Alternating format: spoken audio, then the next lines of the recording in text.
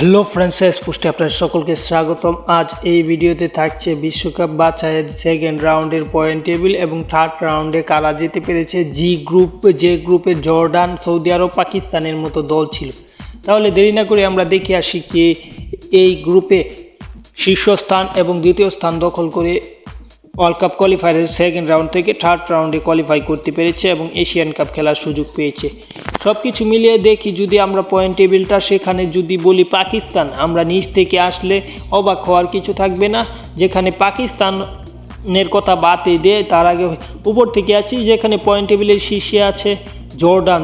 6টি ম্যাচ খেলেছে, 6টি ম্যাচে 4টি জিতেছে এবং একটি ম্যাচ ড্র করেছে এবং একটি ম্যাচ হেরেছে। সব কিছু মিলে তাদের 13 পয়েন্ট নিয়ে তারা শীর্ষে আছে।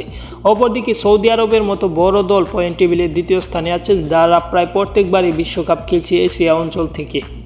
সৌদি আরব মোট 6টি ম্যাচ খেলেছে, 6টি ম্যাচের 4টি ম্যাচ তারাও জিতেছে, একটি ম্যাচ ড্র করেছে এবং একটি ম্যাচ হেরেছে। তাদের পয়েন্টও 13, কিন্তু গোল পার্থক্যের কারণে তারা দ্বিতীয় স্থানে থাকতে হয় তাদেরকে। তারা দ্বিতীয় স্থানে থেকে এবার পয়েন্ট টেবিলের দ্বিতীয় স্থান থেকে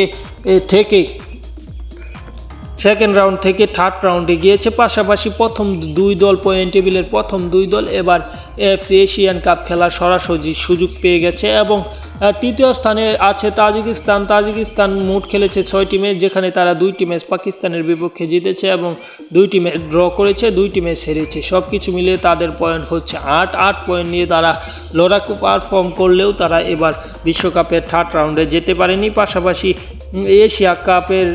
এশিয়ান কাপ ফুটবলের যে চূড়ান্ত বাছাই সেখানে যে গিয়েছে, কিন্তু যে অলরেডি এশিয়ান কাপ খেলার সুযোগ ছিল দ্বিতীয় স্থানে থাকতে পারলে সেই সুযোগ কাজে লাগাতে পারেনি। পরবর্তীতে যদি দেখি পাকিস্তানের কথা বলি, সেখানে পাকিস্তান মোট 6টি ম্যাচ খেলেছে, কোনো উইন নেই, লস করেছে তারা 6টি ম্যাচে এবং কোনো ড্র নেই।